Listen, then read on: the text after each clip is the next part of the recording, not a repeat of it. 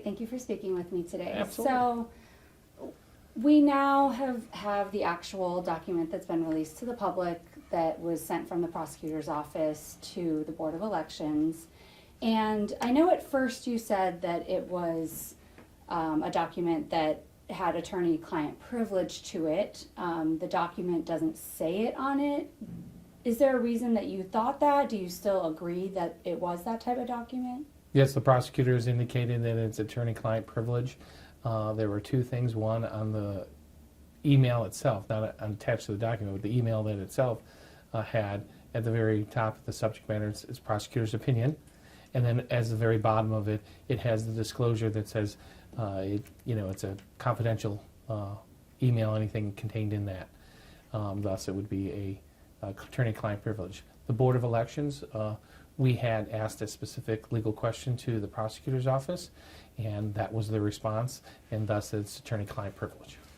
Okay, and I spoke with Mohammed Al-Hamdani earlier this week. He said, and he's a lawyer, I'm clearly not, he said that it was a legal explanation document, but of course you're saying it was a legal opinion. I did read it enough to try to understand some of it. It seemed like a mixture. It seemed like the law was being explained, but there was also a conclusion that was an opinion. So how do you feel like that document was presented? Because I think that may matter for if it was shared or not shared. Well, as a lawyer myself, and have been in practice, I think Mr. Al-Hadami would also know that when a client asks you for a legal opinion, yes, in the document itself, it'll have some facts, situations, maybe it might cite case law, and then it'll give you options if you do X and Y and Z, and this is what are the potentials that could happen. That's exactly what was in the email. It is a classic attorney-client privilege. Any attorney to say otherwise, I think is skewing it, especially when Mr. Al-Hadami was the protester. So he has a stake in this, so I would caution about how he evaluates it. Specifically in this particular case, it was specifically sent to the 6 of us here at the Board of Elections, clearly marked for us, our eyes only. The deputy director then sent it to his private email and then forwarded it to Mr. Al-Hadami. Seems a little bit, if you actually do believe that it's just has nothing, well then just forward the whole email. Why do this cloak and dagger situation of behind the scenes? And, Mr. Al-Hadami, again, he has a stake in this. He wanted the candidate McDonald out of the race. So, I would be cautious about how he interprets the memo himself. Yeah, absolutely. Thank you for that answer. And I know the investigation report did show that it was the deputy director that had sent it over. He also said that after the protest hearing, he did tell a couple members of the Board of Elections and then came to you the following morning to let you know that it was him. I know our reporter Lydia Bice did talk to you that same afternoon and asked you about who it could be or if you knew it was, if you knew who it was.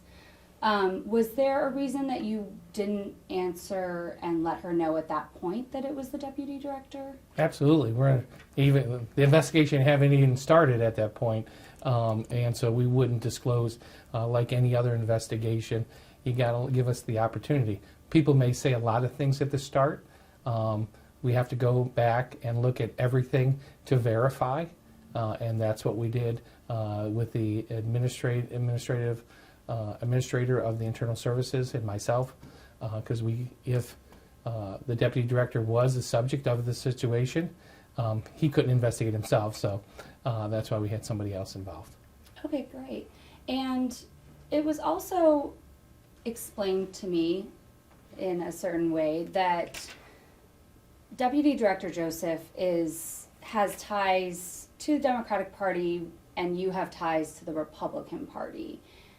Is that true? And can you explain how, if someone's on the Board of Elections, they can still be tied to a political party? Well, yes. All of us are, that are connected with the Board of Elections generally are tied to one party or the other because we do it half and half. For the directorship and the deputy directorship, the parties will recommend through their board members an individual that they would wish to consider for the director. However, that is voted on by all 4 board members. Twice I've been selected unanimously by the board. But we do have a connection. But once you get in this position, and this is how I handle it, as well as I think in my statement at the board meeting itself, because I know the chairwoman kind of said we have these, ties to that. Sure, we're tied to a particular party, but once you're in this position, because of the criticalness of being fair-minded, honest, straightforward, you can't think of party first. And that's how I've tried to run this board. And anyone here will tell you, my board, the Republican board members, the Republican chair, are extremely frustrated with me at times because I don't share those documents. I don't do what other people have done because it is the integrity of this board that I care about most. We talk about, the partisanship and all that. For me, that ends when I walk in that door. We have poll workers that do the same thing, whether they're down there right now as a seasonal or they're there on election day. They're connected by the party, then they have to be. But when they walk in, just like my regular employees, when they walk in that door, they're working for the citizens of Montgomery County. And we put that partisanship aside. So giving stuff directly to your chairperson or any member to try and put your party in front of the voters, I absolutely disagree with. Okay, and for those skeptics out there that may say, that may be very difficult to do for some people to walk in that door and put that aside, is there anyone that is neutral that really oversees the board, or is that something that may need to happen so that some of these things don't happen in the future? Well, I just say look at the board of what I've done. Once we found out that this happened, myself asked immediately in the protest hearing for an investigation.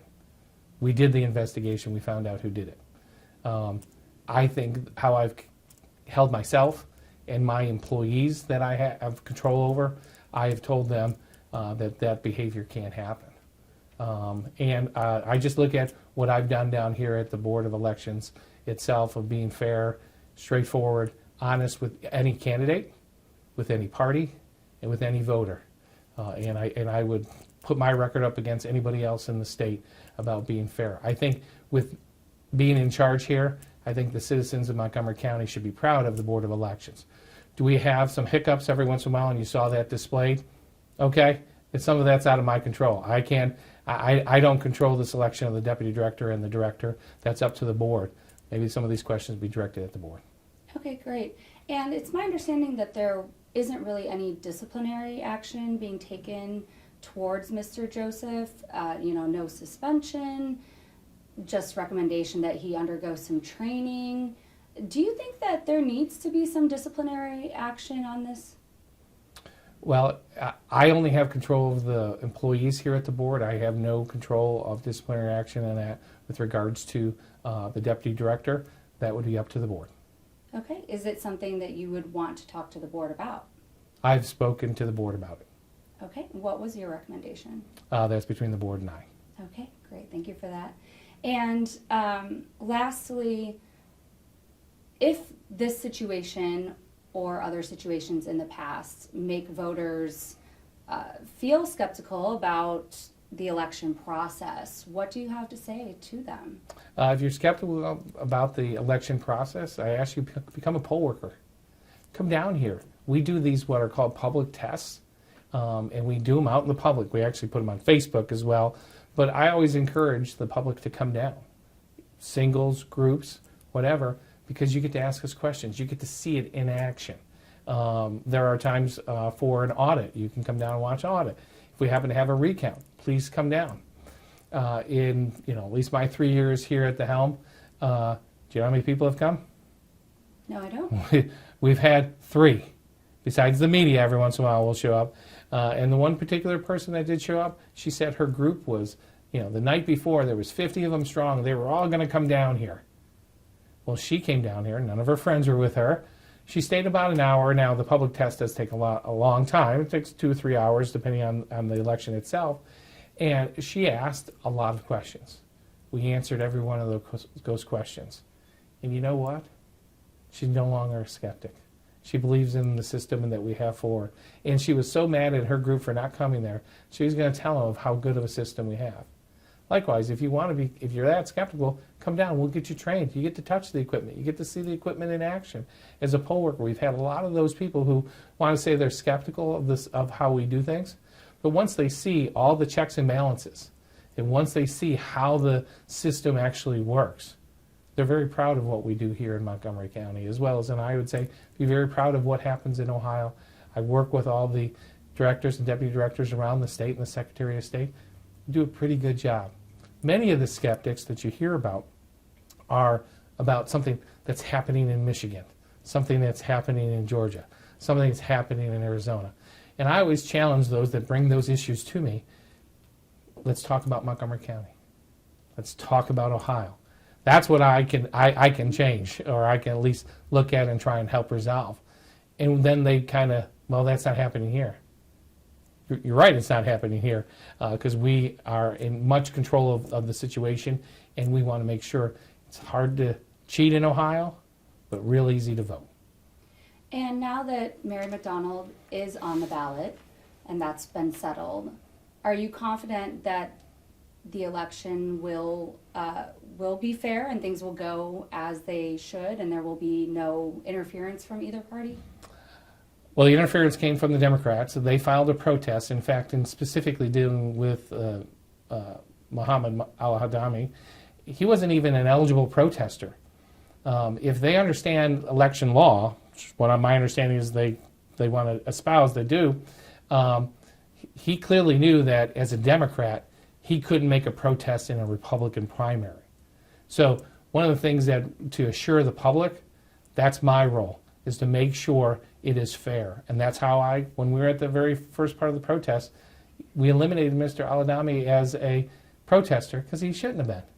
And to go back to the decision of the Secretary of State, I know it won 2-2 and it went on party lines. That should have never happened. The law was quite clear.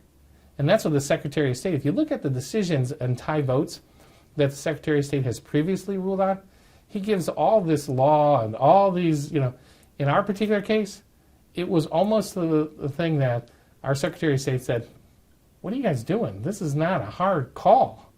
Mary McDonald she did everything right. She should be on the ballot.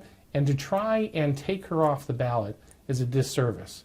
Whether you like her or not, because she was a former Democrat or not, that's on that party. Shame on them. And I do say that. Shame on them. Because you're trying to interfere with people's right to vote. They're always the ones claiming that there's, trying to disenfranchise people. It was the chairman of the Democrat Party who led this charge to try and disenfranchise a whole lot of people, all because he didn't like the person leaving his party. They didn't want her, and they didn't want anybody else to want her. Shame on them. The election itself, we're going to run it as best we can with everything, and I'm going to make sure that that is fair and honest for everybody that's on the ballot, Republican or Democrat, independent, or if they try and sign up as a write-in candidate, we make sure that they're all given the correct information, all dealt with fairly and honestly. Any of the other hearings that we've had, that's what we've done. We had Bobby Arnold, where there may be a reason or not to not have her on there, but no one filed a protest. And by law, my thing is, if you don't file a protest, you can't just kick anybody off. Let the voters decide. Isn't that the American way? Is really let the voters decide? Don't let the court system and don't let particular parties try and remove people from the ballot. Follow the rules. We'll enforce those rules fairly on both sides, and then let the voters decide. I think that's how Montgomery County voters want us to do it, and I'm also proud of every one of those voters that come out, whether they do it by absentee, early voting, which we have going on right now, or that they come out on election day. And then our poll workers who spend 15 hours at the polling locations, do all that they've got to do. We do have a great system in here, and we're going to make sure that it's done fairly. And if not, we're going to call it out, just like I did. Great, thank you. I'm sure that you're ready to put this to bed and your office is ready to put this to bed. I know that the investigation report is public and now the original document is public. Is there anything else that you would like to add about this situation? I have nothing further. Thank you. Yep. Appreciate it. Yep.